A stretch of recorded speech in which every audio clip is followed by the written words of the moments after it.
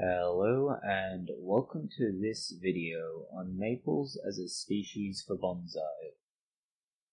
Japanese maples are perhaps one of the most ubiquitous of trees used in bonsai. For simplicity, they will just be called maples from here out. They have seasonal appearances, a variety of species that can be grown in many places, and they are a relatively beginner-friendly tree. The proper name for this tree is Acer Palmatum. There are other species of maple commonly used in bonsai, with the trident maple often sold as bonsai stock in nurseries. Maples make for a good beginner tree. They are fast growing, reasonably forgiving of errors, and respond well to basic techniques used to train bonsai. This gives an opportunity to learn and develop skills. They grow as a straight-ish trunk when left to grow uninterrupted. They have nodes spaced along the trunk that eventually grow out and that continue to exist on the trunk. These nodes are the point from which all new growth appears. These nodes are important to be mindful of when pruning branches. The leaves are hand-shaped with between 5 and 7 lobes. These leaves go from vibrant green in spring through to red and orange in autumn, and then brown before falling from the tree in winter. The species is generally one that grows slowly in a pot and may need time in the ground for a solid trunk with good taper.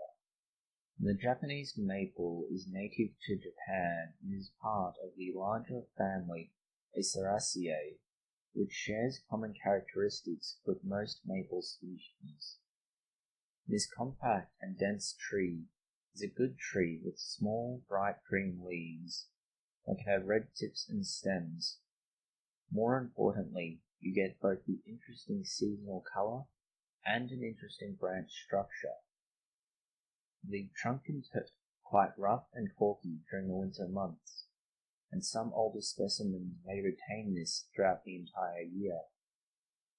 Use a well-draining soil mixture for your maple, with plenty of organic material and sand included.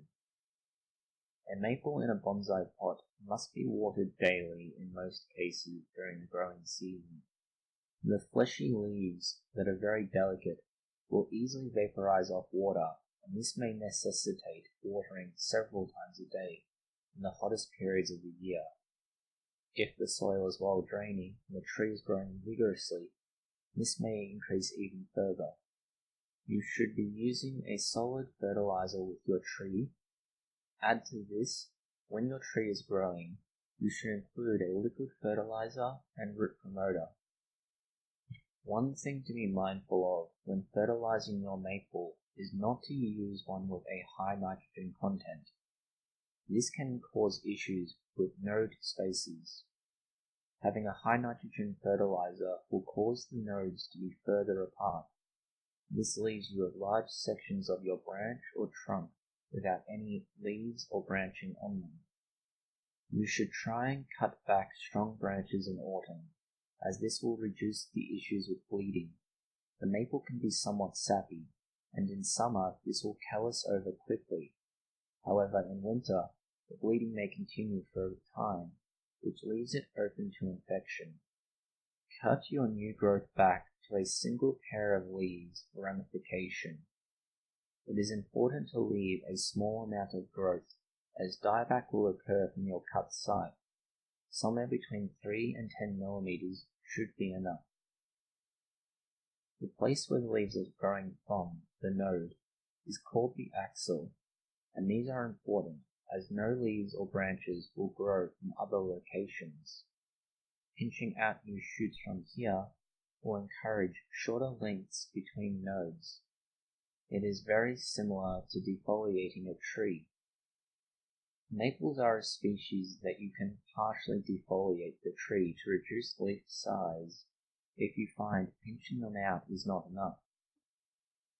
Firing can be done at almost any time of the year. Some seasons are better than others for certain activities. Early spring has the advantage of having a clear branch structure and also visible leaf buds, so you can plan accordingly. Because the tree is preparing to put on new growth, these branches will also be a little more supple. That will allow you to set them up with wiring better, and they will set. The downside to wiring in spring is that growth. The branches can grow quite quickly, which leads to wire cutting into the bark. Looking at the opposite of wiring in autumn, you may need to provide protection to your tree in the form of raffia, as the branches will not set properly until spring, if not summer. You can use raffia for this, or, in some cases, wire it initially in autumn and then rewire it in spring if you need to. Some work can be done in winter, but this is not ideal, as the tree becomes quite brittle and hard to maneuver in winter. It is ideally done during periods of greater flexibility, where you will not break branches. The maple prefers a sunny, airy position. During the midday heat, it should be put in a shaded location to protect the leaves. They can be quite delicate and will easily burn. If you are showing the tree, this is a considered faux pas. If you are not showing the tree but it is in training, it won't necessarily reduce its value in the long term, but it may not be as healthy. If you live in an area with extreme heat for prolonged periods, it is best to keep it in a semi-shaded location permanently.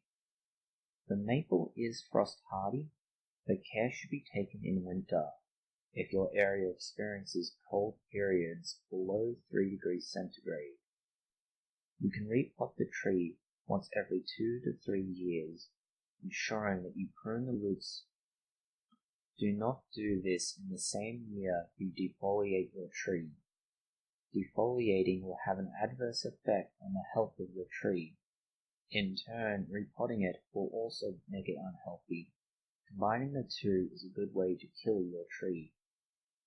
In spring, the maple is often affected by aphids, given its sappy, large, and relatively shaded leaves that are very attractive to aphids. Using a standard insecticide spray, white oil, or anything else you have on hand will resolve this issue. Most insecticides will not cause any harm to your maple. Overall, the maple is a beginner-friendly tree if you have already gained some experience with a more tolerant species. You need to be familiar with the correct wiring technique to ensure that the wire does not cut into the branch. Understand when to wire and what to look out for. The tree needs some attention over spring, but overall can be a good tree if bought cheaply and you have time to make mistakes. Thank you for watching this video. If you have found it interesting or useful, consider liking, sharing, and subscribing. Please post any comments, questions, or suggestions below.